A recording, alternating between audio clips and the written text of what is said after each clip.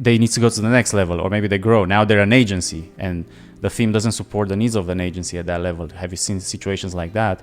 But first of all, is this the expected journey that you have observed? You pretty much nailed it. Someone identifies the need in their business. Either I don't have a website, or my website sucks, or my website's not serving my business anymore. And it's from there they're searching for solutions, and so we try to position the design as the solutions to those exact issues. A lot of our copywriting speaks to that. We talk about website shame, like that feeling you're out at a party or at some sort of social gathering. I don't know, do people do that these days?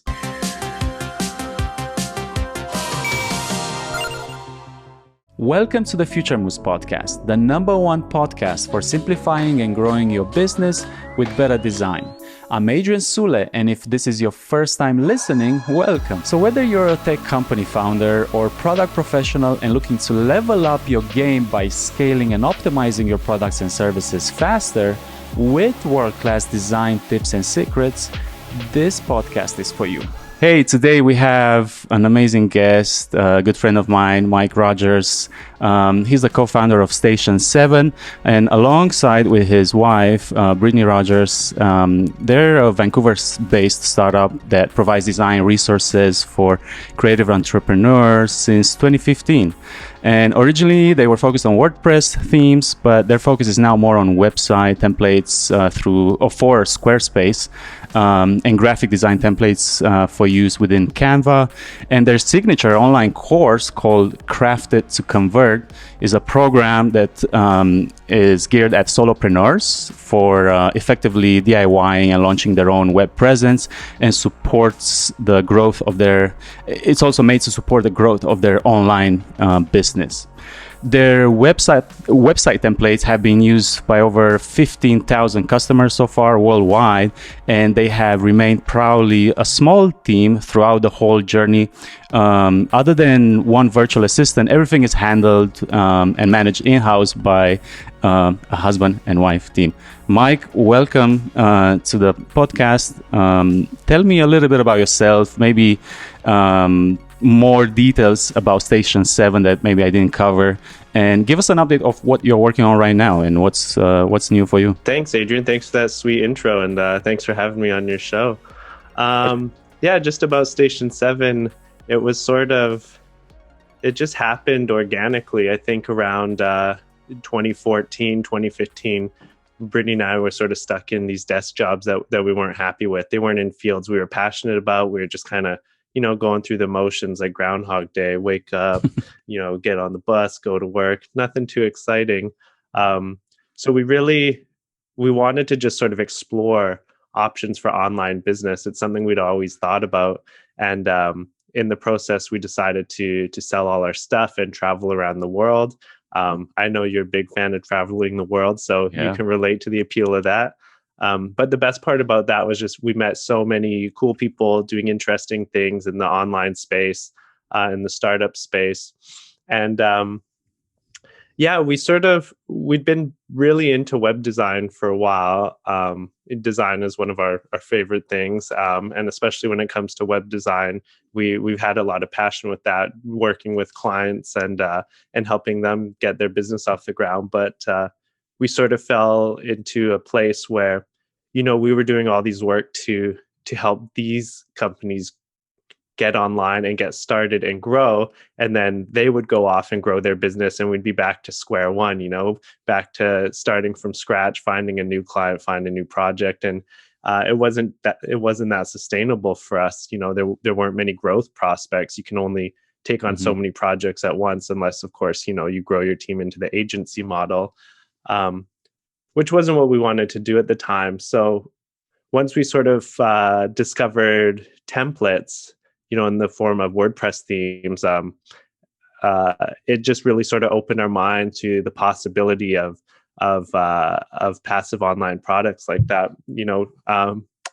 Because we can go and we can design something exactly how we want to design it without the constraints of the client or the project requirements. And then instead of being one and done, we can continue to to use that for hundreds, thousands of customers worldwide. So, we're getting a lot more leverage and a lot more exposure with the products that we're putting together. And I think that's been one of the biggest things that's helped us grow Station 7 is, we're not limited to working with one person or one customer at a time, but we can just sort of reach that nearly unlimited audience, and that's been really powerful for us. That's a sweet intro, and I definitely align with the idea of being able to come up with a productized solution or service that keeps you location independent and allows you to travel more and serves more than just a group of customers. Like in your case, I mean, your audience is so vast. There's a lot of solopreneurs out there who could benefit from this. For people who maybe don't know or have seen some of your work and what Station 7 offers in terms of themes, libraries, and we can get into the course as well a bit later, but how would you describe that difference? Because there's a lot of themes out there. If you just Google WordPress themes or and a lot of them are crap and cheap. But and I know for a fact, 'cause I've seen yours, and I know the value it brings and how modern they are and how much thought process has gone through the structure of the pages and the components and everything in the style guides. I just wonder, and I want to hear it from your words, how would you differentiate from a regular standard theme compared to what Station 7 offers as a brand? Yeah, absolutely. I mean, that's a great point. The market for a lot of this design stuff is vast, and it does fall on a spectrum. There is a lot of really cheap, and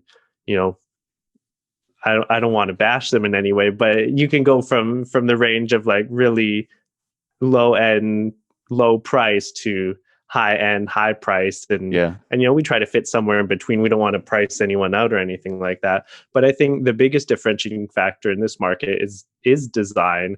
I mean, that's what you are selling, and that's where you bring the value. And if this is something that you're using to represent your business, the quality has to be there, because that's how first impressions are made these days. It's not trading business cards at conferences, especially, in 2021 in a post-conference world. It's online. That's where people will discover you. That's where people will find you.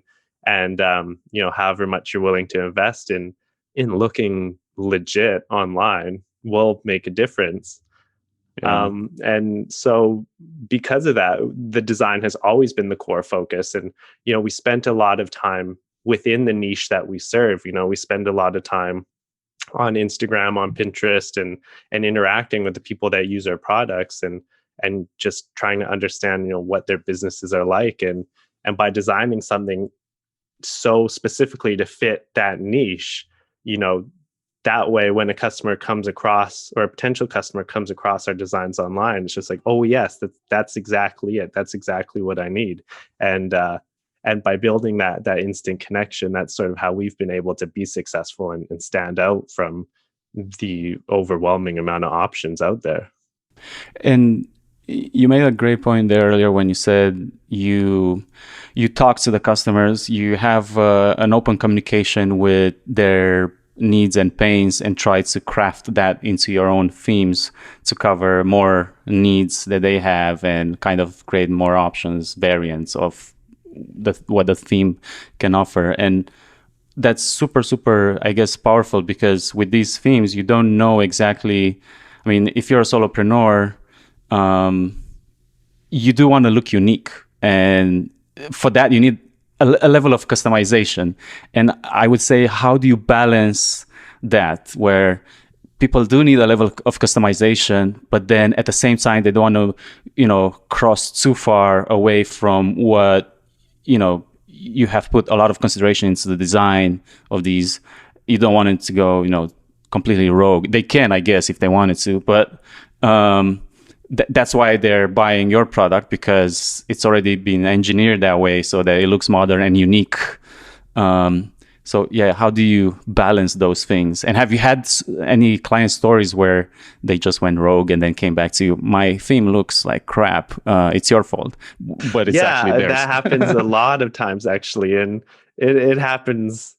I mean, very frequently. I find the ones that get the most value are the ones that use the design as it's designed, but with just enough customization to make it their own.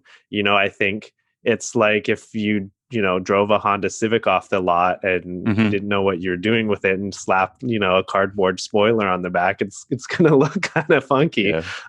um, but so it's about providing enough options that the user feels in control, that they are able to achieve the customizations they want to achieve without having to go rogue, without having to dive into code and to make a big mess. So it's about thinking about the customizations they want in advance and providing just enough of those to keep them satisfied as well. And are there any specific industries that you tackle more or that solopreneurs could benefit from using your products? Like, I don't know, just going to throw one out there. Fintech, let's say most of your themes would work perfectly for fintech customers. Or like, how wide is that audience range that you go for? And how do you select it? Like, how do you decide my themes are going to be more geared towards in look and feel in the story they tell more towards this specific niche, or are they that wide that anyone can use them for any purposes, regardless of the industry that they're trying to get in as a solopreneur? I mean, they're certainly versatile, so it's not like they couldn't be used outside the niche that we target, but we definitely we lean a lot more heavily. We call it's a broad term. We say, the creative online entrepreneur,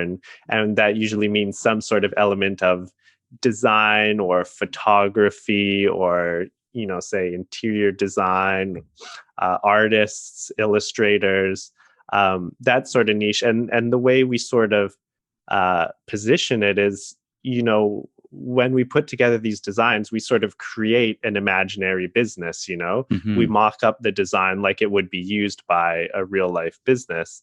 And so we sit down and we think about, who we want this to be for. And we go, well, what would their business look like? And we'd be like, what would the coolest business look like, if we came across them online, and how can we portray that online? So, that comes down to the choice of stock photography that we use.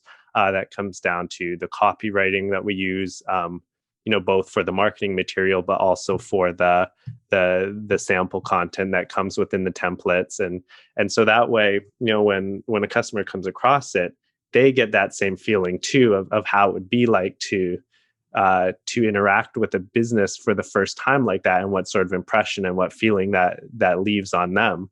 And that's what we try to create with each design. And by doing that, it it directs it, it appeals to the person that we want to appeal to, but on a subconscious level.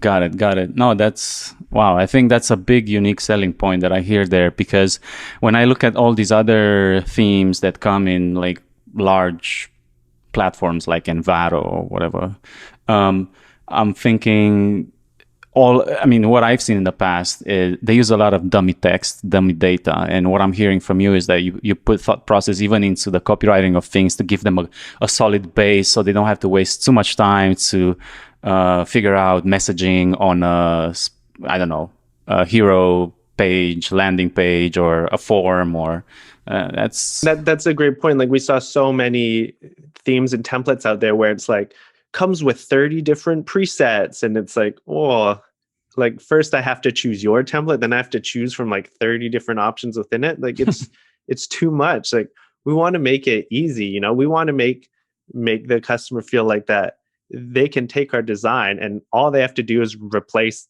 the picture with their own, maybe Mhm. a few words with their own, and it goes.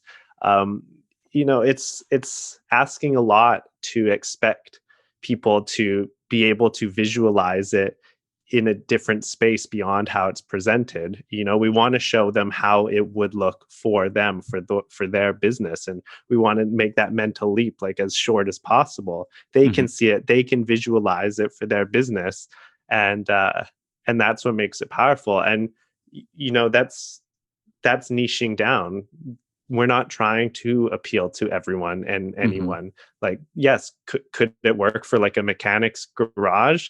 I mean, well, probably not, but Yeah. they could be used for a variety of applications. But we're trying to just get it so narrowed down to the point where it's almost a no-brainer for the person who that it is the right fit for. Got it. And you did mention it's the creatives, whoever is the industry, whoever is professing as a creative would definitely be the target audience.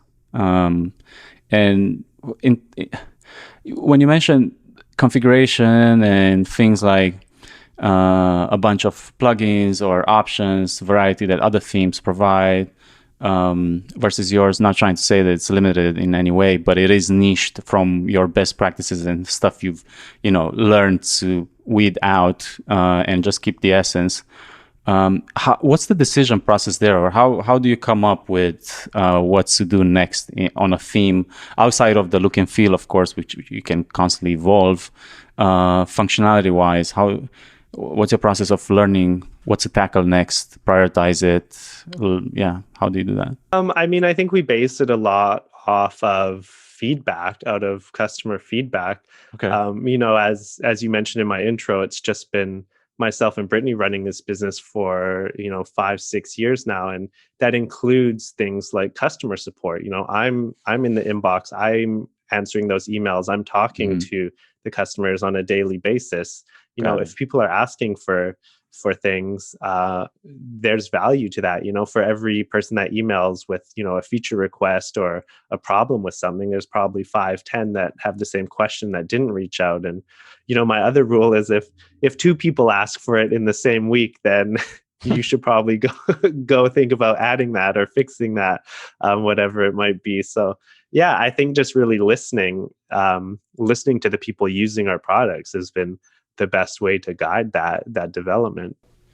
And in terms of rollout, how do you roll out a new improvement or feature? Do you go back to those customers who requested it to test it with them? Or do you showcase it maybe to, I don't know, I'm just making things up, but do you have maybe a pilot group of people who are almost like Station 7 family or ambassadors who get a chance to see it first and give you some feedback before you release it to the larger audience? Is that the case? Or that sounds like it would be a good process. It's not our process. Okay, just making things up. It'd probably be a better way to do it, but we've always believed in the market.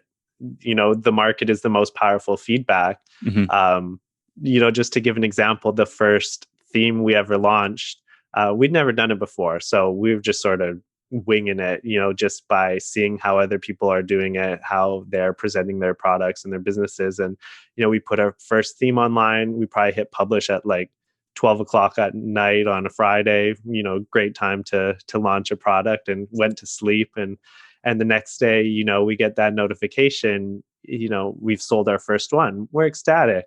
What great validation. You put your hard work in, you try something new, and it works out. And then maybe like 2-3 hours later, the email comes in, the person says, this product sucks for this reason. It doesn't have this, it doesn't have this, it doesn't have this. Like, I want a refund. Yeah. Like, okay.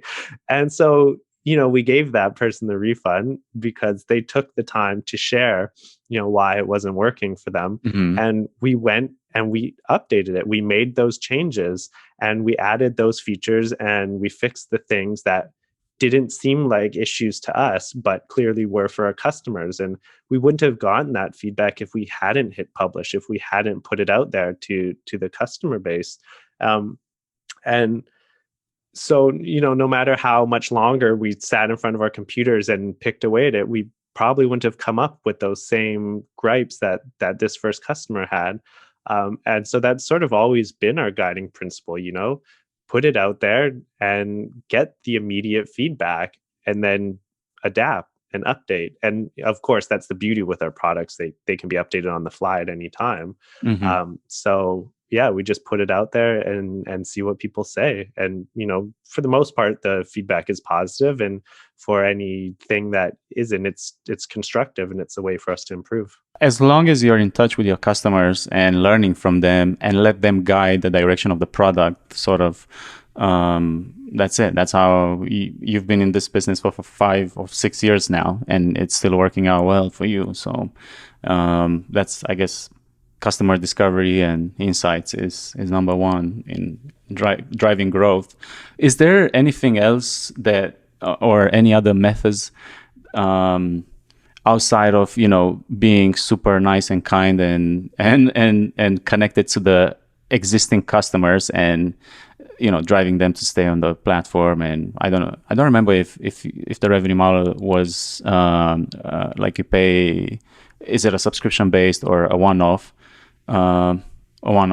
But having them come back for more and like how do you grow your audience? I guess that's what I'm trying to lead to. The existing ones, yes, you're nurturing very well those existing customers, but how do you bring new customers on? I think that's one of the biggest ongoing challenges. Strategies that worked for us 2, 3, 4 years ago don't necessarily have the same impact now. So we're always trying to figure out how to adapt to that and how to be effective. Currently, I'd say the biggest thing that's been working for us is we've been really building out our affiliate program. So by letting people sign up for the program, and they can share our products with their audience, and they get that commission for each sale that they send our way. That's been huge because that's like a win-win for everyone. A lot of people in similar but different fields, maybe they're a graphic designer that doesn't offer web design services. They can do the branding collateral for one client and say, oh, but then check out these guys for the website component.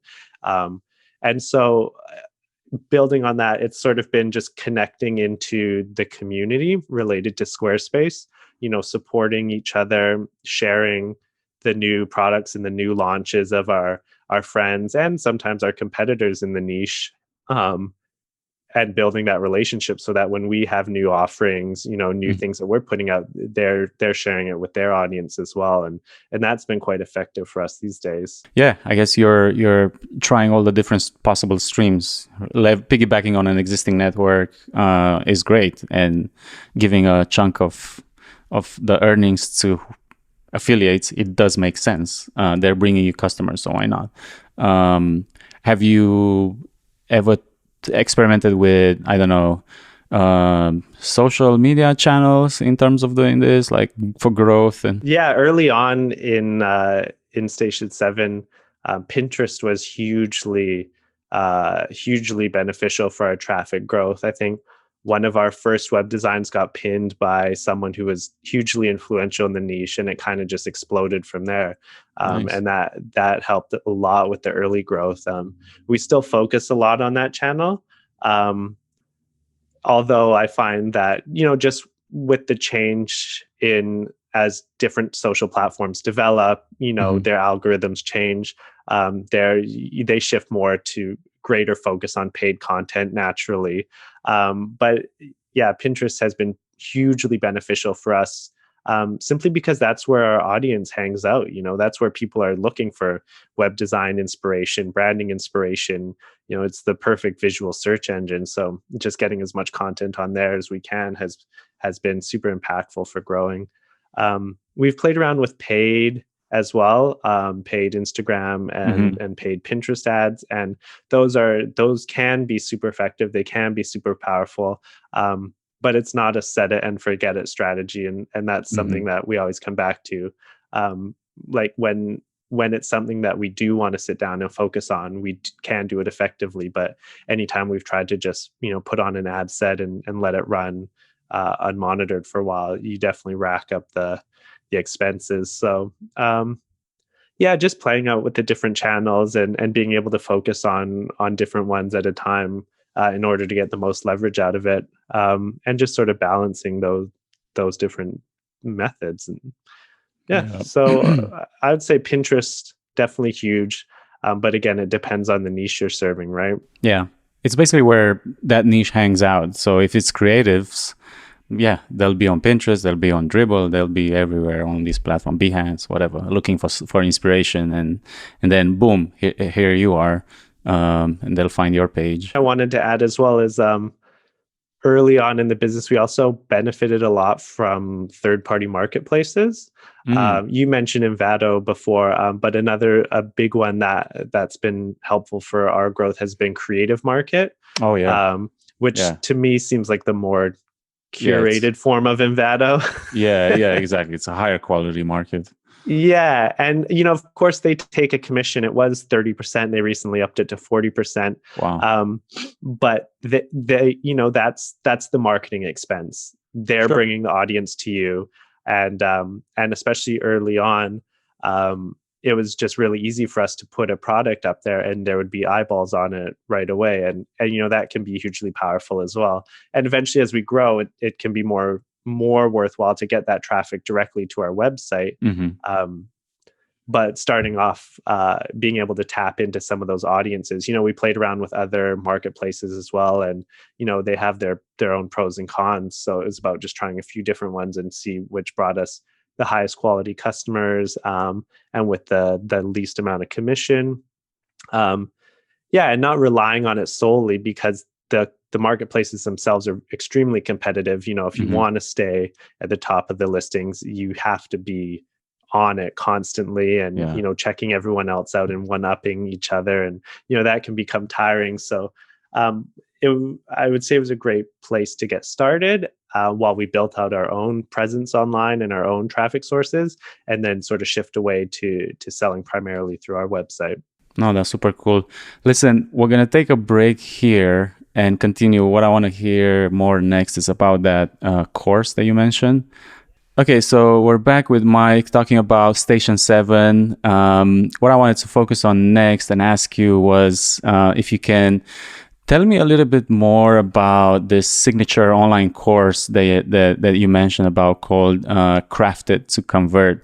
What's so unique about this course, and who is it for, and how is it helping that kind of audience? We talked a lot in the first half, Adrian, you and I, about the templates that we've been putting out, website design templates, and those have been great. But we found throughout the way that sometimes people, they wanted to go a bit further, whether that was in terms of customization or whether that was in terms of strategy. The template was a great starting point, but they didn't really know where to go next or how to go deeper than that. And so, one option they had was sort of bogging down our email inbox with 1,000 questions. But, when we talk about product design and road mapping, like, where do we want to go next? Well, what if we're proactive in that sense? What if we put all this information, all this knowledge we have from working with so many people into like a step-by-step framework that allow them to not only start with the template base and the foundation, but go deeper than that.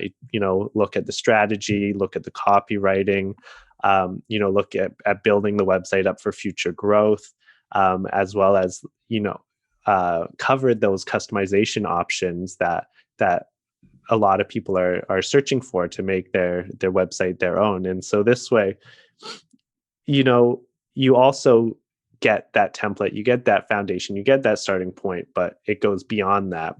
And instead of our customer support being a cost on us, we bundle that in as a bonus. Plus, you get that one-on-one support from us. So now you can feel free to ask those questions, ask those deeper questions, and we love working with our students as well. We have a Slack community. So nice. That's where everyone hangs out online, and people put their questions up. Hey, I'm thinking about this, or how do I integrate this feature? Or what do you guys think about these choices of names for my website? And and it's a lot easier to have that open dialogue that helps everyone grow. People have the same questions or similar thoughts, and just by opening that up to a community discussion, it becomes a really great value add. Wow, that's amazing. And you know why it's amazing? Because you realize that opportunity gap where you're serving this audience with a tool or a product, which is the theme itself or the library of themes. And you realize, okay, but these guys, they're new into entrepreneurship. So they're looking for resources and material and knowledge around building a business and making that business successful online. So I guess, it makes sense to kind of create that kind of support for them. And if it's a bonus that's included by purchasing the original material as a theme, it's even better because you're giving them that added value in their customer journey with your brand. It's not just, hey, here's a thing, go figure it out. Here's a thing, but we're also teaching you how to, at least the basics of running a business, and how to plus you mentioned you have a community on Slack, so that means you're also interacting with them and sharing idea, giving your time to them to answer all their questions, which maybe they're not just focused on technical side of things, they're focused on business side of things as well. Absolutely. And I mean, that's a great point about the value add. We're helping them be successful, and the more successful that they can be using our products, the more likely they are to continue using our products and to tell other people they know about them. Because it's one thing to give someone a DIY tool and say, go figure it out, and it's another to help them use it and get the most out of it, and really see growth on their end. And from that point of view, our course it's very reasonable. It's only $379. If someone's going to go hire a designer, that's going to cost them 5-10 times the price of that. So it's just sort of a way of scaling our expertise. Once again, we're big fans of reaching a wider audience than that one-off client relationship that we tried to experiment with early in our business. And Crafted to Convert is a way of giving that personalized experience to a larger audience still. Mm-hmm. That's amazing. It's an amazing idea, and it's what you would expect from any startup like yours to adapt and pivot or grow or expand to. You're learning about this audience. Well, why not offer them something extra, additional value? It makes sense. And I can even see that, I don't know if it's just me dreaming, but I can see even just that becoming a service on its own in the future if you can scale it up and find ways to charge more, go deeper into the knowledge of business. Sure. Or, we experiment with different ideas. It's like, okay, well, what if that is like step 1, and then you'd have the step 2 program. Mm-hmm. You have the step 2 program, or you have the step 3 program, and that way, you can continue to build that lifetime customer value while still, helping them navigate this journey of growth.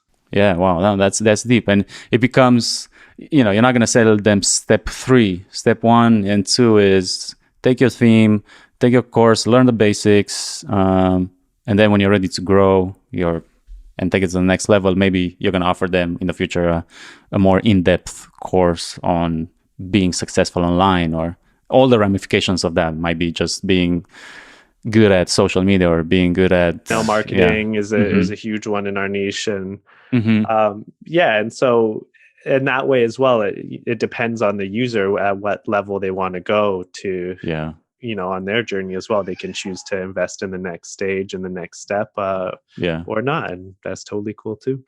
You know what, I was thinking earlier and I forgot to mention the fact that your target audience are creatives.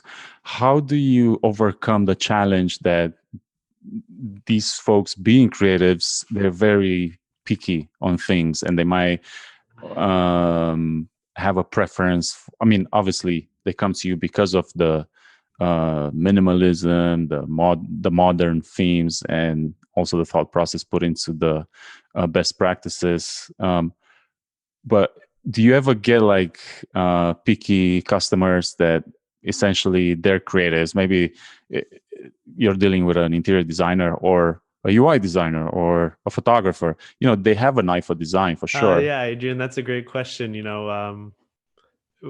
When dealing with creatives, they do have certain expectations in terms of design and in terms of the vision that they have in their mind for what they want to see. So it's about providing a certain level of customization that allows them to achieve that vision, within the constraints of the design. But I think also, as you may have gathered, I do have quite a strong customer focus. If people are getting really hung up on things, it's not unusual for me to hop in and provide people with custom CSS, custom solutions to help them realize that vision. And and I think, for the most part, people know what they're getting at the onset. They can see a design, they can see if it's going to work for them or not. So whatever, roadblocks they might run into, they're not huge. So it's about being transparent in what we're providing up front, and then just having the follow through to provide any additional support, any additional solutions, any additional custom code to keep Mhm. everyone happy. And I mean, I'm a problem solver as well, so I kind of like that when someone gives me a CSS problem, and I like jumping in and figuring that out. And between you and Brittany, what's your role or responsibilities in the team? And it's amazing because your partners in your personal life as well. So your husband and wife. I have a lot of questions there as well, but like in terms of execution of things and your digital roles, how do you split that work up? Like a standpoint of skills and roles, Yeah. she's the designer. She handles anything that is public facing, Hmm. any social content, any marketing materials, and of course the design of all the products. I'd say that's 100% Brittany. She's a really talented designer, and like me, she's learned a lot by doing, just by Hmm. being in this role and trying to adapt to the needs of our customers. So yeah, design is her real big thing. I do a lot more technical. So in the Hmm. WordPress days, that was a lot more development, a lot more CSS. These days, it's still working behind the scenes in Squarespace to fix any technical issues. I do a lot of the marketing and the promotion side of things, not including the graphics. A lot of the copywriting for newsletters and promotions and things like that. Um, and Got then sort of on like a higher level thing, we always joke that Brittany's the dreamer and I'm the doer. it. She comes up with a lot of really high level ideas or really, long-term visions of where she wants to see things go. And Hmm. and I'm sort of more the practical project manager approach to things, where I say, okay, we want to be here. What do we need to do to get there? Let's break it down into steps. You focus on that, I'll focus on this, and sort of roadmap it to make sure we get where we want to go. And in our personal lives, we also joke that we hold these same roles. I'm someone who will sit at my desk and do the job, even if it's not something I love. And she's the one who's questioning it, who's going, why are we here? Why are we doing this? Like, why don't we go do something else? Why can't we work for ourselves? And Yeah. she's the one that does a lot of push for us to go live abroad and to start new things. And so she's really good at getting me to question the sort of status quo and question if what I'm doing is right for me. And then of course, when times get tough, when you get in the thick of it and it takes a lot of work to see things to the finish, oftentimes she'll be ready to call it quits and pack it up and go, whoa, let's hold on, we can work through this. And I'm good at making sure that we can keep our heads down and see whatever we start through to the finish. And I think that combination of skills has been really, really helpful for us, because we have both the ability to see long term, but also the ability to be productive and to make that progress towards those goals in the present.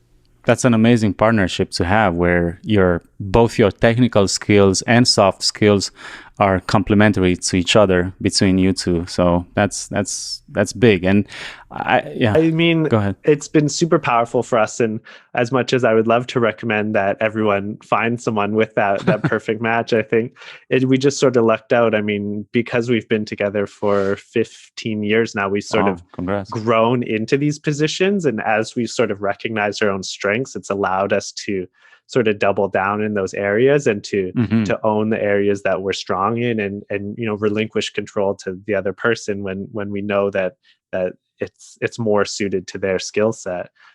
So yeah, just by being together for so long, it's allowed us to identify these roles and to further develop. Yeah. Yeah, no, it's exactly. You grow into this. You don't know from day one how it's going to work out. So, do you get customers who are in relationships? A lot of customers, or is it mostly like solos that are building creative businesses? We definitely do have a certain appeal to uh, other entrepreneurs who are a couple who are together. I think that niche in and of itself is very small. So, uh, we don't play that part up too much just because that's not everyone's situation. Hmm. Um, and I'm very thankful that my partner does support what I want to do and vice versa, because I think that could lead to many challenging times and challenging conversations. But yeah, I can definitely think of many customers we've worked with we've had a good relationship with because of that similar, we're coming from a similar place in our personal lives. Yeah, it's nice to appeal to at least to a part of them in that sense. I like that. Because I remember your Instagram photos. It's always, you can tell who's behind the business. It's you guys, and you guys as a couple, and that's inspiring for some, I guess.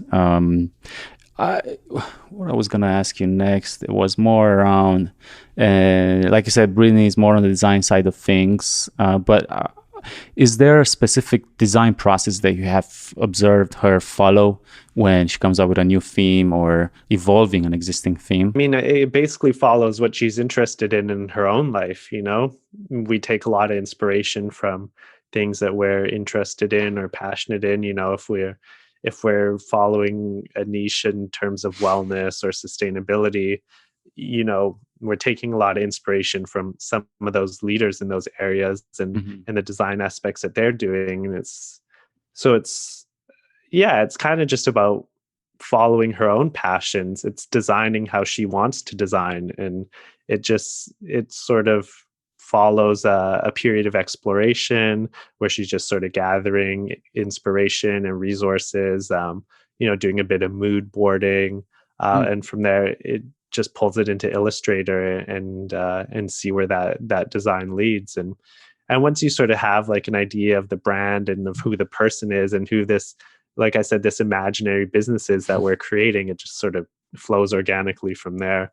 And it's really nice because, we like starting businesses, we like dreaming up businesses and ideas, and Hmm. that's always the fun part. That's the romantic part. Doing the work itself is hard. Yeah. And so with Station 7, we can sort of dream up these businesses that would be cool, but then we don't actually have to follow through and go do all the other stuff. We just package it up as a template and sell it off. From a customer journey standpoint, um, what exactly is that? Is it I'll give an example of what I think it is. So I'm a solopreneur.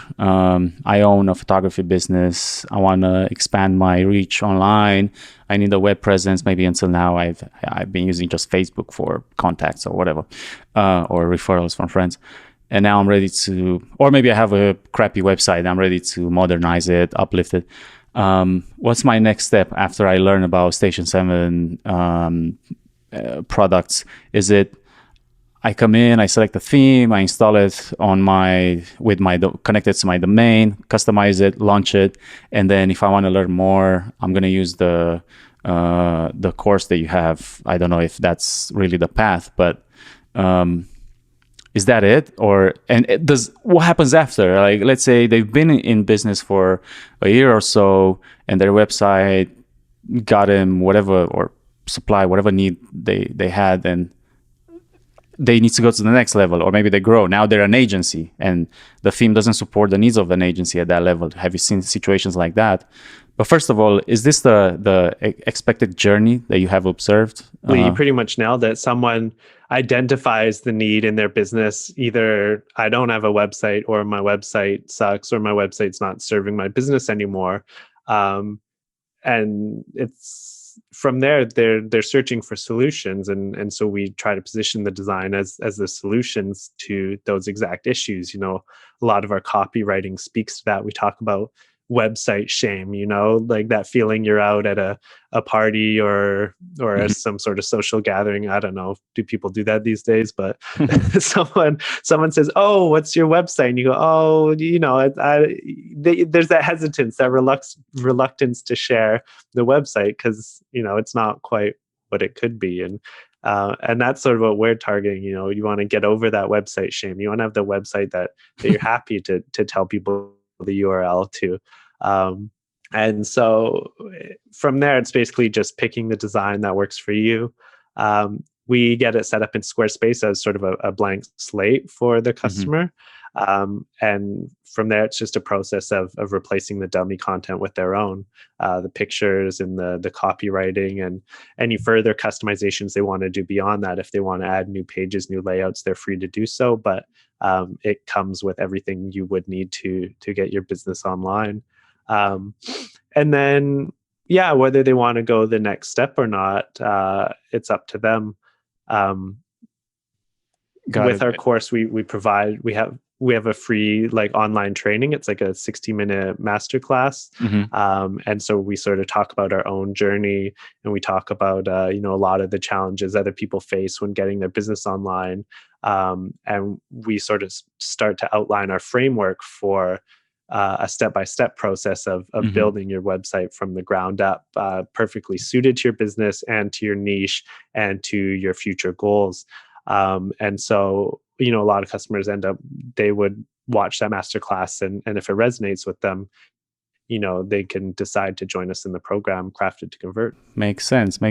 And it seems very elaborated. Like, it seems like you've identified what these steps are, and you're present there with support and tooling. Okay. We're just heading towards the end of the time, and I just want to ask you some high level questions, because I'm sure there's a lot of businesses or solutions around what you're offering. Like, okay, a business has their website set up, but what if they need a content strategist? What if they need a copywriter to take it to the next level? What if they need, I don't know, more imagery than what the theme comes with, and all these other marketing and ads? And do you have any companies that you admire that provides those tangent needs that you like them for whatever reasons, that you would share?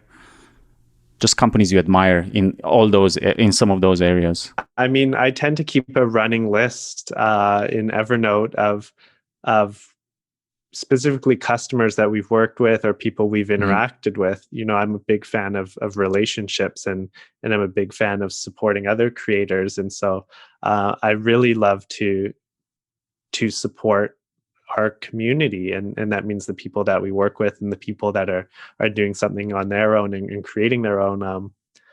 So yeah, I mean, you put me on the spot like that. I can't think of any off the top of my head, but yeah, I definitely love to support the small guy. I mean, as I've said, we've celebrated being small from the beginning, and a lot of the stuff we try to do in-house as well. And I think for any entrepreneur looking to start something of their own, making the decision to either insource it or outsource it is a big decision, because there are a lot of costs associated with going outside to bring in experts. I know a lot of people can bring in value as well, but I also think that a lot of people have these skills inherent in themselves, especially in the early stages of the business, to get things off the ground. A lot of people feel overwhelmed, like they need a team of specialists in order to build something of their own, but that's not the case. I mean, you know your business more than anyone else, so you should be able to speak to that. And I think by developing your skills, by investing in yourself, whether it's through online courses or resources, I think is hugely valuable as well. So, I like to support people in achieving these things in-house before looking externally. And then I think, from there, of course, if you're trying to grow to the next level, there can certainly be value in bringing in outside talent. But I would go so far as to say that maybe that's beyond our wheelhouse of expertise. Got it. And yeah, you don't have to pull up your Evernote list. It's good to know that there is such a list, and that you offer that and you share that knowledge on a request basis with your community, and that's great.